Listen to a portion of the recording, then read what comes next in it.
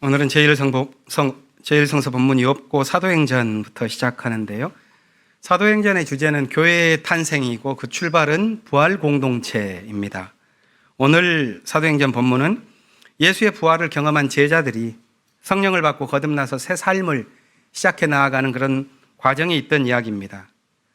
다양한 지역에서 명절을 맞아 예루살렘으로 모였죠. 이 모인 사람들에게 베드로는 예수의 죽음과 부활에 관한 의미를 쭉 설명하다가 마지막에 오늘 본문 시작하는데 이 말로 마칩니다. 이스라엘 온 집안은 확실히 알아두십시오.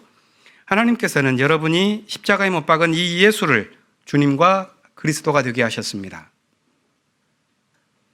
이 말을 들은 사람들은 마음이 찔려서 자신들이 어떻게 하면 좋겠는지 물었습니다.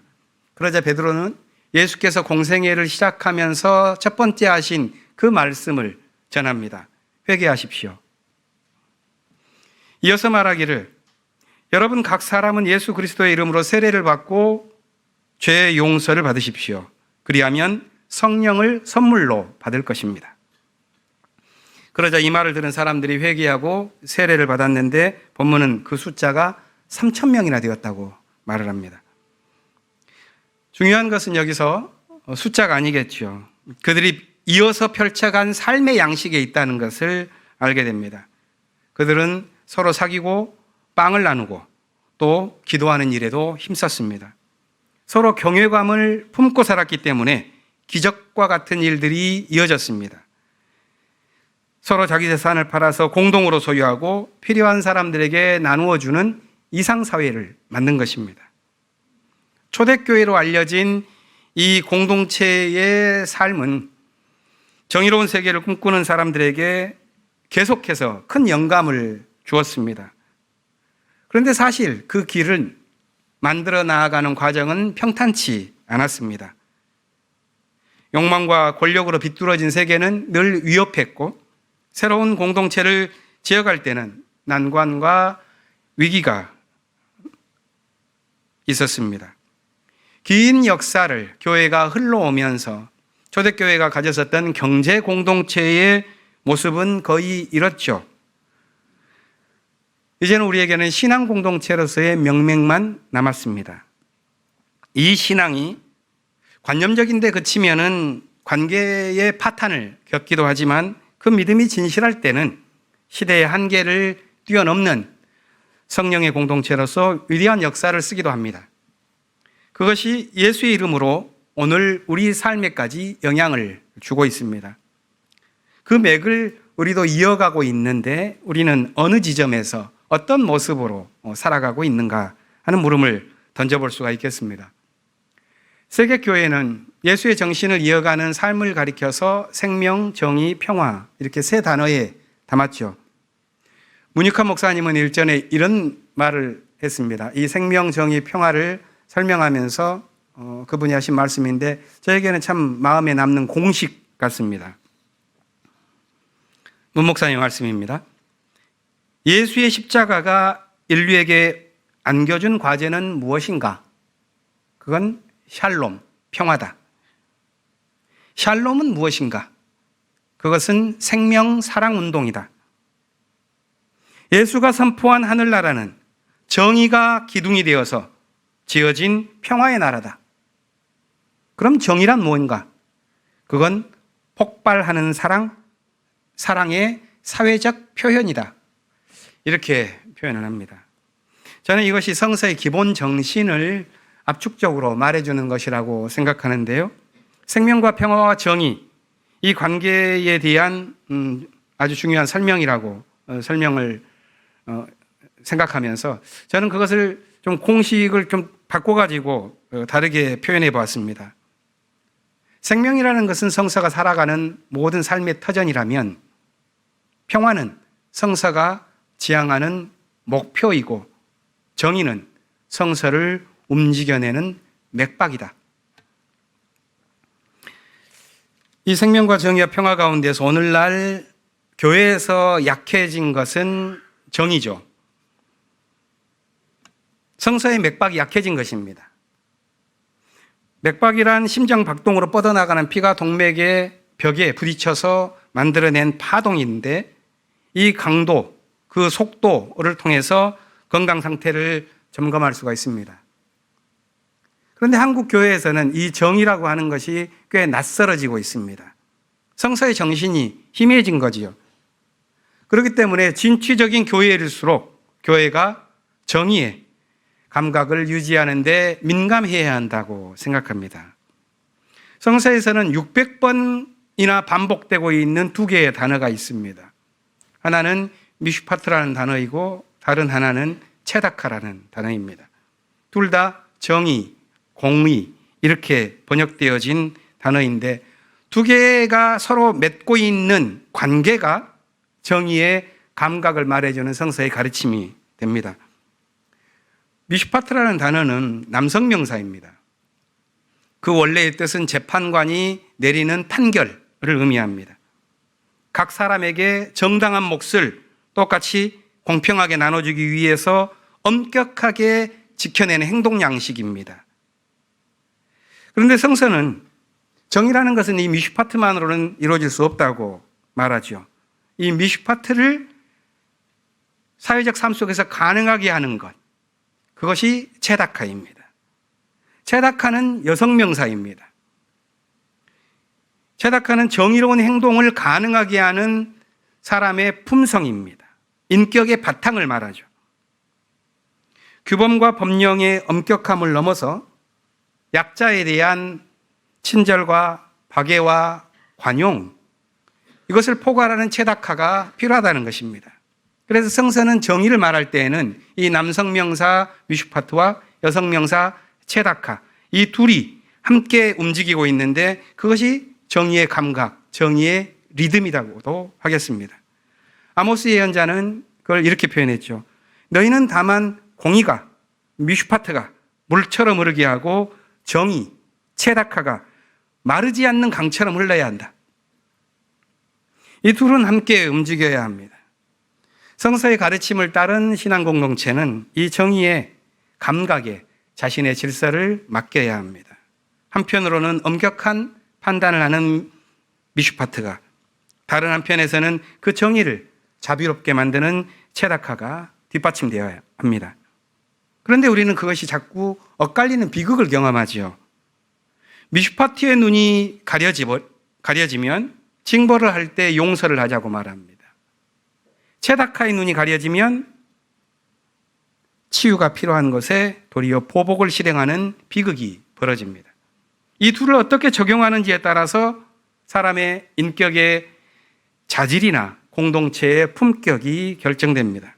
어쩌면 역사와 모든 신앙의 공동체는 그것을 배워 나아가고 그 감각을 기르기 위해서 이 고단한 길을 걷고 있다고 해도 과언은 아닐 것입니다.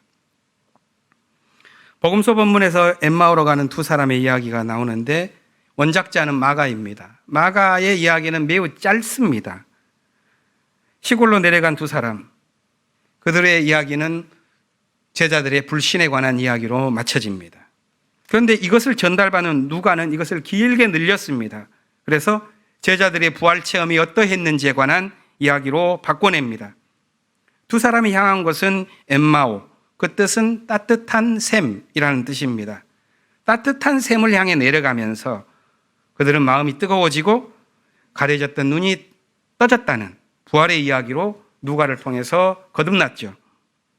그런데 이 내용을 들여다보면 상식적으로 이해가 되지 않는 부분이 많습니다. 그것은 논리적으로 다만 앞뒤가 안 맞는다는 의미가 아니라 부활 체험이 가진 일상적인 경험과 다른 모습 때문에 그럴 것입니다. 먼저 길을 걷고 있는 두 사람을 한번 생각해 보십시오. 그들은 예루살렘에서 일어났었던 지난 며칠간의 십자가 사건에 관해 이야기를 하며 걷고 있었는데 함께 동행하고 있는 그 정작 그 당사자인 예수를 알아보지 못합니다. 물론 이렇게 생각해 볼 수 있습니다. 그들은 예수에 관한 이야기만 들었을 뿐 직접 예수를 만나보지는 못했다고 또 가정해 볼 수 있겠습니다. 하지만 그들이 예수를 알아보지 못한 이유에 대해서 본문의 설명은 뭐라고 말하냐면 그들의 눈이 가려져서 그랬다로 말합니다. 눈이 가려졌다는 것은 누가의 해석인데요. 그건 무슨 의미일까요? 그들은 예수와 함께 길을 걷고 대화하면서 예수께서 무슨 일이냐고 물을 때 그에게 아니 예루살렘에서 오면서 지난 며칠간 일어난 일을 모를 수가 있느냐 이렇게 말하면서 자신들의 일을 말해주죠. 그것은 벌어진 사건에 관한 경과만이 아니라 자신들의 좌절과 관련된 믿음과도 관한 것입니다. 그런데 자기 스스로 우리는 그분에게 모든 소망을 걸고 있었다 이렇게 그들은 표현했는데 정작 자신들의 소망을 걸고 있는 예수가 동행하고 있는데 보고 있지 못한 것, 이 아이러니를 지금 누가는 말하고 있는 거죠. 눈이 가려졌다는 것입니다. 그것은 보고도 알지 못하는 것, 그 경험과 이해 사이의 간격, 인식과 말하는 담론 사이의 분열, 이것을 의미합니다. 부활은 본다고 해서 보는 것이 아니다라는 누가의 설명이겠죠. 예수와 동행하면서 걷는다는 것 자체가 예수가 부활했다는 가장 명료한 증거일 텐데 그들은 그 동행을 하면서도 예수를 보지 못합니다. 그 동행의 사실성 자체가 부활의 진리 체험과는 다르다 하는 것입니다. 진리 체험은 경험의 사실에 있지 않고 눈이 열려야 가능한 것이다 하는 것을 누가는 말하고 있는 거죠. 이들의 눈이 열린 것은 성찬을 나누고 나서입니다. 예수께서 빵을 축복하시고 떼어주시자 그제서야 눈이 열려 예수를 알아봅니다. 그런데 그들이 부활 예수를 깨닫게 된 그 순간, 그 찰나, 깨닫게 순간 예수는 사라지고 맙니다. 좀 야속하죠. 뭘 표현하기 위해서 누가는 이렇게 이야기를 만들었을까? 진리는 자신이 소유할 수가 없고 다만 경험할 뿐이라는 걸까? 아무튼 그들은 더는 부활의 증거인 예수를 곁에 둘 수 없었습니다. 그들에게 남은 것이 있습니다. 떠진 눈입니다. 그러자 진정으로 부활이라는 것이 무엇인지를 그들은 비로소 깨닫게 되죠. 엠마오로 오는 도상에서 나누었었던 그 대화 속에서 뜨거워진 마음, 집안에서 이루어진 성찬의 친교, 그 모든 과정이 그리스도와 함께하는 신비로운 경험이었다는 것을 깨닫게 된 것입니다. 그러니까 이제 그들이 할 일이 분명해졌습니다. 그들은 곧바로 일어나서 자신들을 절망에 빠뜨린 예루살렘으로 돌아가죠.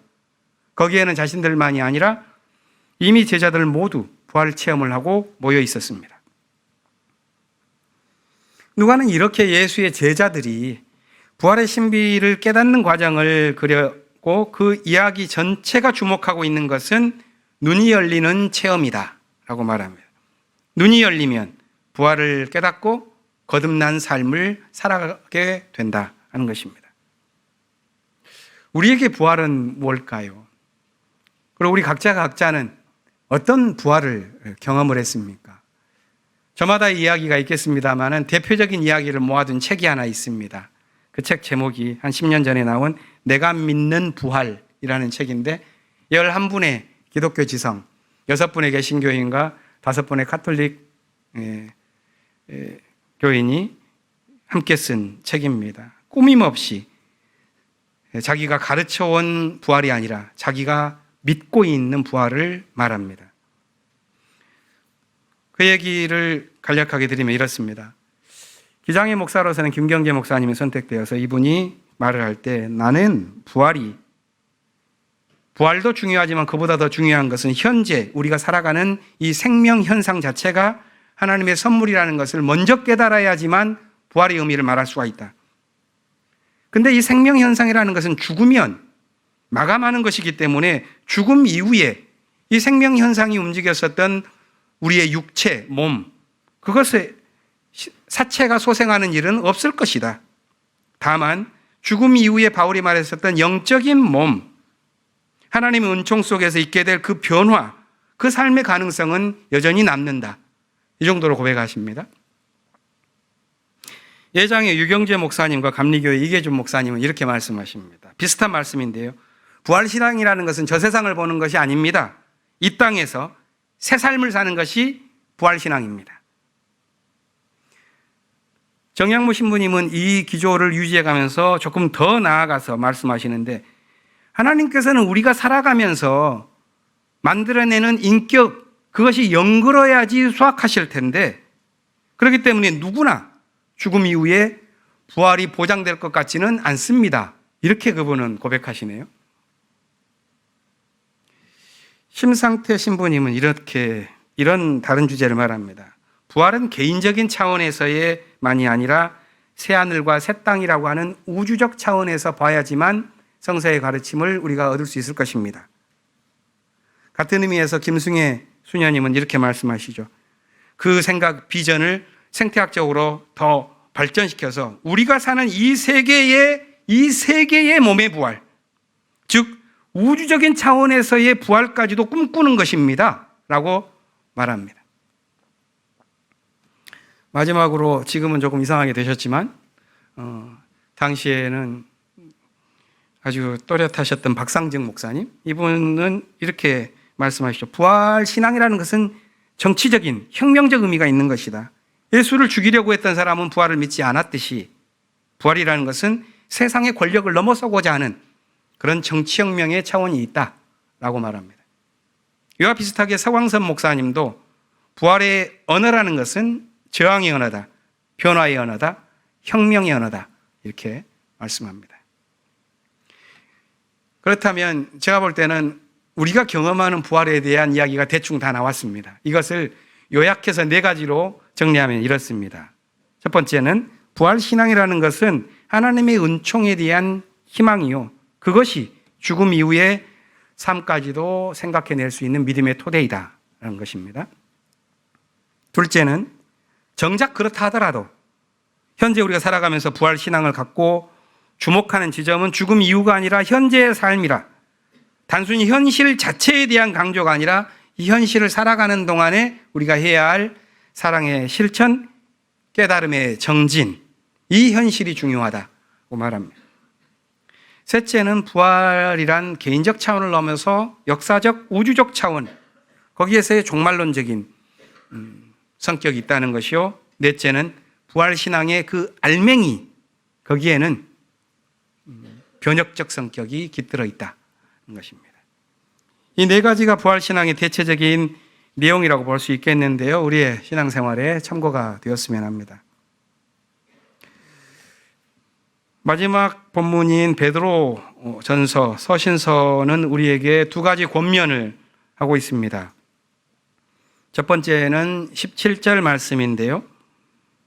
사람을 겉모양으로 판단하지 않으시고 각 사람의 행위대로 심판하시는 분을 여러분이 아버지라고 부르고 있으니 여러분은 나그네로 삶을 사는 동안 두려운 마음으로 살아가십시오. 이게 첫 번째입니다. 두 번째는 22절 말씀입니다. 여러분은 진리에 순종함으로 영혼을 정결하게 하여서 꾸밈없이 서로 사랑하기에 이르렀으니 순결한 마음으로 서로 뜨겁게 사랑하십시오. 두려운 마음을 지키면서 뜨거운 사랑을 하는 것, 그것이 오늘 부활절 셋째 주일에 베드로전서를 통해서 우리가 배우게 되는 거듭남의 삶이라고 하겠습니다. 이 서신서에서 눈에 들어오는 표현은 신앙인의 자기 인식입니다. 나그네 삶을 사는 동안, 이런 표현이 여기에 나오죠. 원문으로 읽으면 순례하는 당신의 시간에 라는 뜻입니다. 하나님을 아버지로 부르는 신앙인은 왜 정착민이 아니라 순례자일까? 본문은 그 질문에 대해서 이렇게 답변합니다. 그것은 여러분이 조상으로부터 물려받은 헛된 생활 방식에서 해방되어서 여러분의 믿음과 소망이 하나님을 향해 열려있기 때문입니다 라고 말합니다. 이게 신앙인의 존재입니다. 신앙인은 조상이 물려준 삶이 아무리 풍요롭다고 하더라도, 더없이 안전하다고 하더라도, 한없이 영광스럽고 명예롭다고 하더라도 거기에 초막을 짓고 들어가 살기보다는 산 밑으로, 성문 밖으로 나아가는 것이 신앙인의 마음가짐이다 하는 것입니다. 그것이 세상을 사는 삶의 방식과는 다른 믿음의 삶의 방식이라고 말합니다. 그러니까 이 서신서 본문은 그 안에서 그렇다면 이 삶을 살아가는 두 가지 방식에 대해서 말하고 있는데 그걸 찾아보면 이렇습니다. 하나는 은과 금과 같이 썩어질 것으로 살아가는 삶이요. 다른 하나는 예수 그리스도의 피로 구성된 삶입니다. 우리가 세상을 살아갈 때 은과 금이라는 것은 썩지 않을 것을 상징하는 것이죠. 그런데 오늘 본문은 그런 것들은 다 썩어지는 것이다 라고 말합니다. 반면에 예수 그리스도의 피로 상징되어지는 것은 썩지 않을 것이라고 말하고 나그네의 삶을 살아가는 동안 은과 금, 그것은 모두 다 썩어지는 것이다. 버려야 할 것이다. 그러나 하나님을 향해 나아가는 나그네로서의 삶 속에서 썩지 않는 것, 그것은 그리스도의 피다. 하나님을 향해 열린 믿음과 소망이다 라고 말합니다. 그것이 부활의 삶이요 거듭난 삶을 살아갈 수 있는 길을 여는 열쇠라고 말하고 있는 것이죠. 하나님을 아버지로 모시는 나그네로서의 신앙인, 그들의 삶은 정의와 자비로 이끄는 분을 향해서 계속 행진합니다. 그 과정에서 자기중심적인 삶을 깨치고 진정한 삶의 여정이 그리스도의 피로 거듭나는 삶에서 확연히 보게 되는 그리스도의 부활입니다. 그 믿음으로 살아가는 삶, 이것이 희미해졌기 때문에 우리는 어려움을 겪습니다. 우리 사회의 질곡, 우리의 역사의 질곡도 믿음을 잃었기 때문이죠. 그래서 자기 집을 중심으로 삼고 모두가 다 자기를 중심적으로 세계를 구성하는 정착민의 삶을 완성시켜가기 위해서 이 문명을 지어가고, 그 문명이라는 것은 자기의 번영, 자기의 안전, 거기에서 우리가 문명을 다 지었다 이렇게 생각합니다. 그 문명을 뜯어보면 자신은 변하지는 않는 문명이에요. 환경이 자기를 위해서 모든 것이 다 만들어지기를 바라는 마음으로 살아가는 것이죠. 그렇기 때문에 거기에서의 기준은 자기이고, 자기를 중심으로 생각하는 이 우물 안의 개구리 같은 생각 때문에 우리 사회에서 이야기되어지는 미슈파트라는 것은 늘 이기주의에 묶이고, 우리가 말하는 정의의 체다카도 도리어 세계를 파편화시키는 역할을 하고 말 때가 있습니다. 우리가 살아가는 이 세계를 이끌고 있는 주류 철학은 여전히 유물론적인 무신론입니다. 이 철학은 정신이라는 것, 그 가치는 물질이 만들어낸 부수현상일 뿐이다라고 생각합니다. 그리고 이 세계를 설명하기 위해서는 신이라고 하는 변수를 제거해야 하지만 훨씬 이 세계를 더 잘 이해할 수 있다고 여기는 철학입니다. 그러나 그것만이 세계를 이해하는 방식이 아니지요. 다른 방식의 사유체계, 철학이 있습니다. 그것은 정신만이 물질의 진화를 이끌 수 있고, 변화하고 있는 이 세계를 깊이 들여다보기 위해서는 보이지 않는 신이라는 존재를 거두어서는 안 된다라고 보는 것입니다. 그런 철학자들이 20세기 초반에 많이 쏟아졌는데, 저에게 영향을 깊이 준 철학자는 하버드 철학 교수였던 알프레드 노스 화이트헤드라고 하는 철학자입니다. 그분의 종교론에 대해서도 제가 한번 말씀드린 적이 있습니다. 그분이 세계 우주론을 보면서 종교에 대한 이야기를 하는데 이렇게 말합니다. 인간이란 이 진화하는 세계에서 퇴락할 수도 있고 향상될 수도 있다. 종교 역시도 역사 속에서 선일 수도 있고 악일 수도 있다. 그런데 인간이 더 나아가서 향상된다는 것, 종교가 악을 버리고 선을 향해 나아간다는 것, 그 기준이 뭐냐라고 말할 때 그는 정의로움의 감각, 의로움을 느끼는 마음의 양태의 변화라고 표현합니다. 나를 중심으로 내가 구성되는 것, 그것이 옳다. 내가 속해 있는 우리 집단, 이것이 지켜지도록 행동하는 것, 그것이 의롭다고 생각하는 정도의 감각에서 벗어나서 다른 감각으로 새로운 미덕을 추구하기 위해서 오히려 나의 안전을 열어내는 것. 하나님 나라를 향해서 나를 지키면서 거부하는 것보다 하나님 나라의 미덕을 삶 속에서 이루기 위해서 나를 변화시켜내는 그 삶이 의롭다고 느낄 때에 인간은 비로소 향상되었다고 말을 한다는 것입니다. 신앙생활이라는 것도 향상되어지는 지표가 비슷합니다. 자신의 축복을 얻기 위해서, 나를 지키기 위해서 하나님의 의지를 살피는 그런 관심사로 구성된 신앙이 있는 반면에 하나님의 자비로움을 담기 위해서 나를 깨뜨리고 나아가는 것, 그것이 믿음의 진보요, 거듭나는 삶이겠죠. 하나님을 향해서 열린 믿음으로 거듭나는 삶, 거기에만이 부활하신 그리스도의 얼굴이 비칠 것입니다. 그 믿음을 가진 사람들에게 본문이 주는 마지막 말씀을 읽으면서 하늘뜻 표기를 마칩니다. 여러분은 다시 태어났습니다. 그것은 썩을 씨로 그렇게 된 것이 아니라 썩지 않을 씨, 곧 살아계시고 영원하신 하나님의 말씀으로 그렇게 되었습니다. 침묵으로 기도하겠습니다.